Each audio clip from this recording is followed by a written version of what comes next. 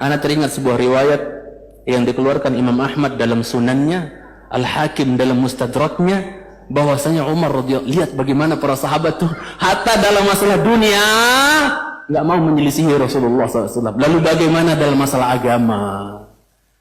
Coba perhatikan. Umar bin Khattab suatu hari jalan di gang-gang rumahnya para sahabat menuju ke Masjid Nabawi. Jalan.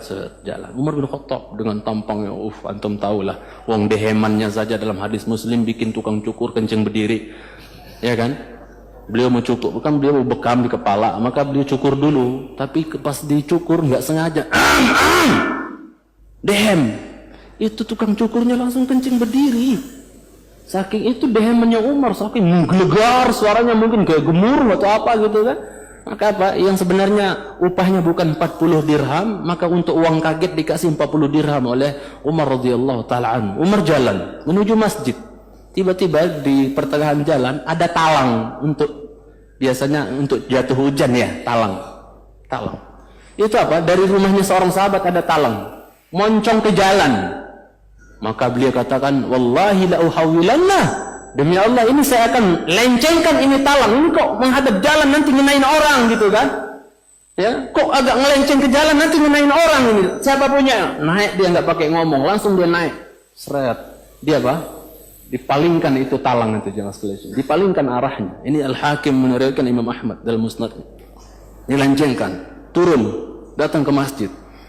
Biasa nanya-nanya, siapa tuh punya talang, masang-masang talang apa ngoncong ke jalan nanti kena orang apa basah keciprat apa, siapa? Maka apa?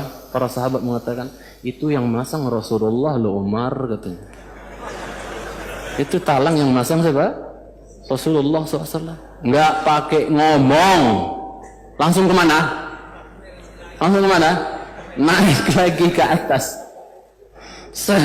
Diarahkan persis yang diarahkan oleh Rasulullah sallallahu alaihi wasallam. La ilaha illallah. Dalam perkara dunia saja mereka nggak berani menyelisihi Rasulullah SAW. Bagaimana masalah agama? La ilaha illallah. Tanggung jawab mereka yang apa? Mengajak manusia, mengajak umat kepada yang bukan ajaran Rasulullah sallallahu alaihi wasallam. Allah tuntut nanti di hari kiamat. Waliyatubillah. Contoh lain saya bawakan, misalnya Abdullah bin Mas'ud yang tadi saya bilang tipis betis, ya, kurus, radhiyallahu taala anhu. Tapi antum tanya, ini ayat dari Al-Fatihah sampai An-Nas, tanya di mana turunnya, kapan turunnya, tentang apa turunnya, semuanya dia tahu. Bahkan dia pernah menantang, siapa yang merasa dirinya lebih jago, lebih paham ilmu tafsir dibandingkan saya, di mana dia berada, saya akan musafir melakukan perjalanan jauh untuk datangi dia. Kalau ada yang lebih canggih dalam ilmu tafsir. Subhanallah. Maka apa jemaah sekalian cintai? Ibnu Mas'ud suatu hari mau datang ke masjid. Sahabat, ada dua sahabat lagi berantem. Biasa, jangankan ikhwan sekarang. Berantem gara-gara apa? Ini depan Nabi, dua sahabat di masjid berantem. Wah, kalau bahasa kita sekarang gitu kan, saling tunjuk. Maka apa jemaah sekalian cintai? Rasulullah SAW mengatakan apa? Ya, ijlisu, duduk. Antum perhatikan di sini. Mungkin sebagian pernah mendengar. Rasulullah SAW mengatakan, duduk semuanya. Kan berantem itu pada berdiri kan, berantem. Wah, kata Rasul, duduk. Rasul yang ngomong duduk, nggak ada yang berani apa? Berani apa? Ngutang berdiri, enggak. Pada duduk semua. Qaddarallah ma syaa fa'al. Pas Rasul bilang, ijlisu, duduk. Abdullah bin Mas'ud datang dari luar, nggak ngedong apa-apa, orang berantem, orang nggak paham. Tapi ketika beliau sampai di tengah-tengah pintu, pas Rasul mengatakan apa? Duduk. Nggak ngedong apa-apa, langsung dia duduk di pas tengah-tengah pintu masjid. Duduk di situ. Orang-orang bingung. Loh, Ibnu Mas'ud ngapain ngalangin orang di masjid itu? Apa di pintu? Rasul sudah bersabda, untuk tariqah haqqah, berikan jalan itu apanya? Haknya. Duduk di pintu, maka Rasul menegur, Ibnu Mas'ud, ya, kok duduk di situ, orang mau masuk dan seterusnya? Apa kata dia?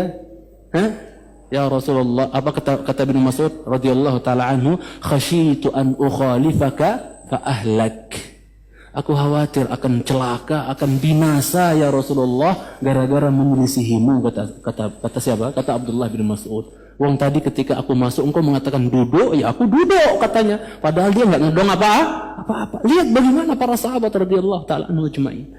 Ya, Hatta dalam masalah dunia nggak berani menyelisih Rasulullah, apalagi mengganti-ganti dalam masalah agama, nggak berani mereka.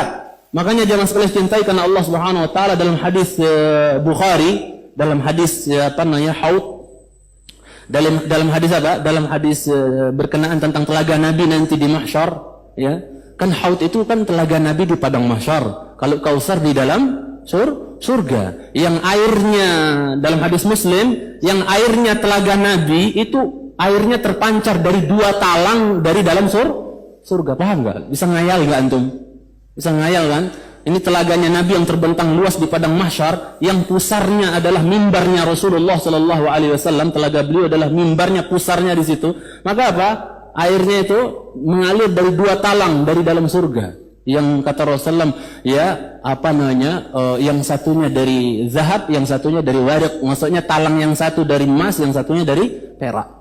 Maka apa? Ketika Rasulullah SAW melihat malaikat-malaikat mengusir sebagian orang yang mau mendekati telaga Rasulullah SAW, sering dengar kan? Mengusir orang-orang yang mau mendekati telaga Rasulullah SAW, di mana semua Nabi punya telaga, tapi Nabi kita telaganya paling enak, paling lebih putih dari susu, lebih manis dari madu, lebih sejuk dibandingkan salju. Ya, siapa minum darinya seteguk nggak akan haus selama-lamanya, lam yadma abadan. Maka apa? Malaikat ada yang sibuk-sibuk mengusir orang, menghalang-halangi biar nggak dekat ke telaga Rasulullah SAW. Mereka itu umatku, jangan, kenapa kalian usir, kenapa kalian halang? Itu umatku, itu umatku. Apa kata para malaikat dalam hadis Bukhari? Ya Muhammad, innaka la tadri ma ahdatsu ba'dak.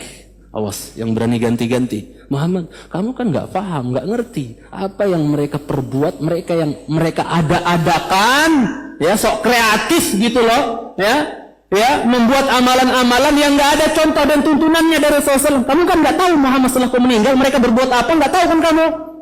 Maka apa? Ya, maka Rasulullah Shallallahu Alaihi Wasallam mengatakan, beliau paham bahwa orang-orang yang diusir ini adalah orang yang badalu tabdila. Orang-orang yang apa? Ganti setelah beliau wafat Sallallahu Alaihi Wasallam. Maka beliau mengatakan suhqan liman ghayyara ba'di. Dalam riwayat lain suhqan liman baddala ba'di. Ya, jauh, sana. Orang-orang yang berani mengganti setelahku, sana pergi. Tidak diterima oleh Rasulullah SAW. Yang lebih ajib lagi, mohon maaf kalau ada yang tersinggung, jangan tersinggung, tapi ya, kita mungkin lagi proses perubahan kali ya.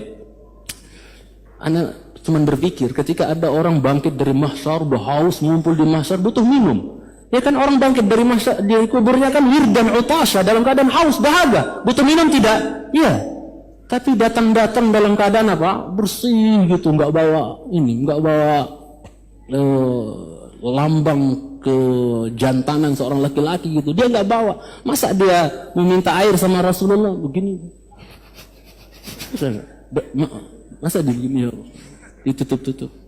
Makanya saya salut dengan Syekh Utsaimin yang luar biasa ketika beliau dikatakan bahwa ini pengobatan cara laser ini, maksudnya cara seperti ini akan merontokkan apa? Rambut dan untuk merontokkan rambut katanya. Maka Syekh nanya, ini kalau pengobatan cara seperti ini rambut rontok, jenggot ikut rontok juga enggak Pak Dokter, kata di Amerika? Ikut rontok juga enggak? Maka dia kata besar kemungkinan rontok juga Syekh katanya. Apa kata beliau kepada yang mengantar beliau? Tolong bawa pulang saya ke negeri saya. Saya tidak mau pulang menghadap Allah dalam keadaan enggak bawa ini. Enggak mau pulang kepada Allah dalam keadaan enggak bawa ini. Maka kalau ada ikhwan nanya, saya kemarin ini ada orang, Ustadz saya ditawarin kerja bagus, gajinya keren dan seterusnya, tapi apa? Tapi harus dikorbankan yang ini, mau milih aturan Muhammad sallallahu alaihi wasallam, aturan bos ente. Saya bilang gitu, udahlah, pilihan, hidup ini pilihan, saya bilang, mikir sendirilah, saya bilang. Itu jemaah sekalian, cintaikan Allah Subhanahu wa taala. Ala kulli hal, jangan sampai kita berani mengganti-ganti setelah Rasulullah sallallahu alaihi wasallam.